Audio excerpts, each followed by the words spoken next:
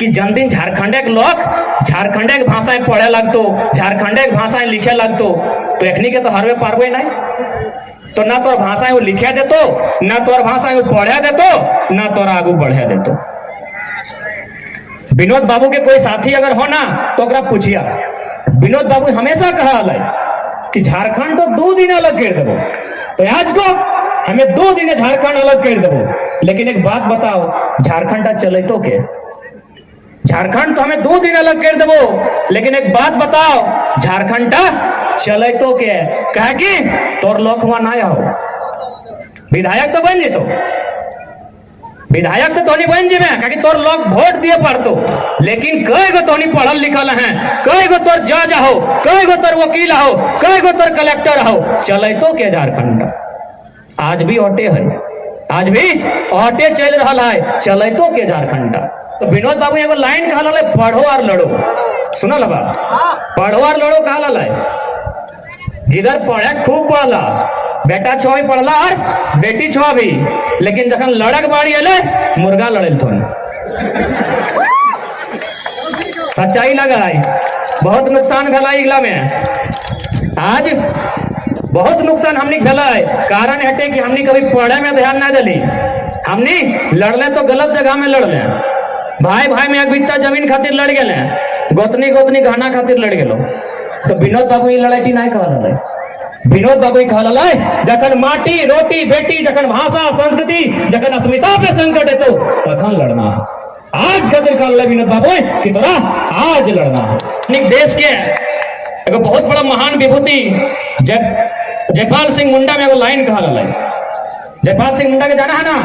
एकमात्र, ऐसे तो बहुत सारा हल्दी आदिवासी संसद में, लेकिन एकमात्र आवाज है जो पूरा संसद के हिलाई के रखा है। एक लाइन कहल है, अध्यक्ष महोदय आप जिसे विकास करते हैं वो आदिवासियों के लिए कब्र साबित होगा।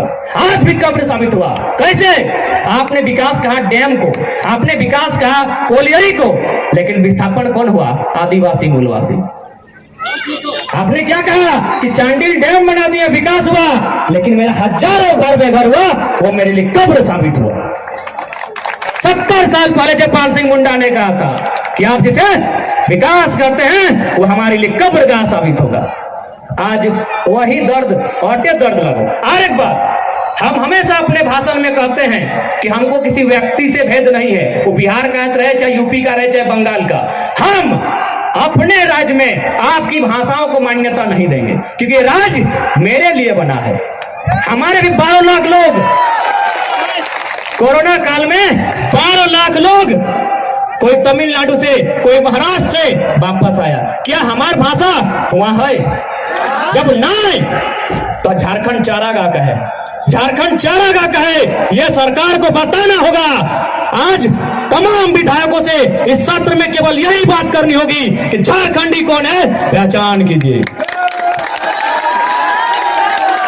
फोकट में नहीं मिला है झारखंड, 88,000 लाखों शहादत के बाद झारखंड मिला है। लोग कहते हैं ना भाई भाई, अरे भाई भाई भाई का मतलब है पंजाब और हरियाणा का बंटवारा। हरियाणा ने अलग राज्य मांगा, पंजाब ने दे दिया। भाई भाई का मतलब होता है मध्य प्रदेश और छत्तीसगढ़ का बंटवारा। छत्तीसगढ़ ने अलग राज्य मांगा, मध्य प्रदेश ने दे दिया। झारखंड और बिहार भाई भाई अगर कहते हैं तो आप लोग मूर्ख नहीं, महामूर्ख हैं, क्योंकि हमने 88 साल लड़ा है। भाई भाई की बात नहीं कीजिएगा। एक गुलाम और एक गुलाम और मालिक की बात कीजिए। हमने 88 साल लड़ा है। भाई भाई वो नहीं होता है। एक भाई अधिकार मांगे, दूसरा दे दे, उसे भाई भाई कहते हैं। यहाँ भाई भाई जैसी कोई बात नहीं है। फिर भी हम सबका सम्मान करते हैं। हमने सबका सम्मान किया है। कैसे से कह देवो?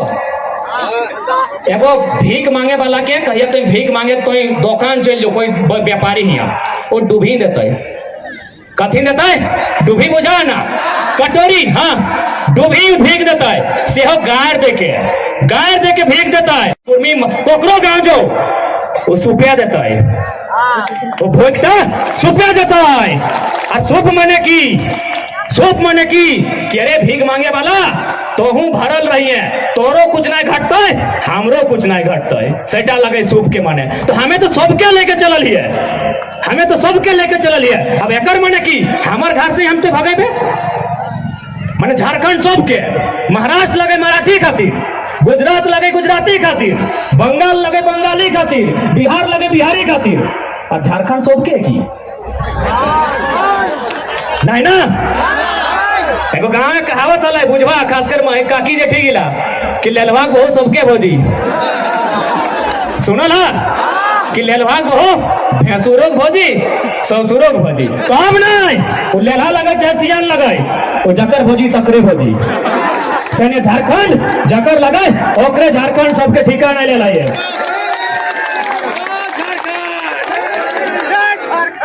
लोग बहुत सारे लोग कहते हैं, लोग संविधान की बात करते हैं, अनुच्छेद 19(6) का हवाला देते हैं कि अनुच्छेद 19(6) में लिखा है कोई कहीं भी जाके रह सकता है, व्यापार कर सकता है, कमा सकता है, खा सकता है। लोग कहते हैं, थोड़ा दो चार गो पढ़ा लिखा लोग बोलता है कि तुम लोग झारखंड बिहार यूपी बंगाल में कहे भेद कर रहा है, कोई कहीं भी रह सकता है। तो उन लोगों को सीधा संदेश देंगे, आप थोड़ा सा पन्ना संविधान का और पलटिए, 19 में कहा अटके हैं, उसमें 395 तक है, तो आप 371 में जाइए, आप संविधान का अनुच्छेद 371A में जाइए, वहां स्पष्ट लिखा है नागालैंड नागाओं का होगा, किसी के बाप का नहीं होगा। 371A में स्पष्ट है कि नागालैंड में कोई बाहरी व्यक्ति जमीन नहीं ले सकता है। 371B असम के लिए ऐसने करते करते तो जाके 10 गो आर्टिकल है जकर में वो राज्य में क्यों जमीन तक ठीक से नहीं ले सकल है। यहाँ तक कानून है कि अगर विधानसभा से पूछ के ओकरा कानून बनवे देते। यही नहीं,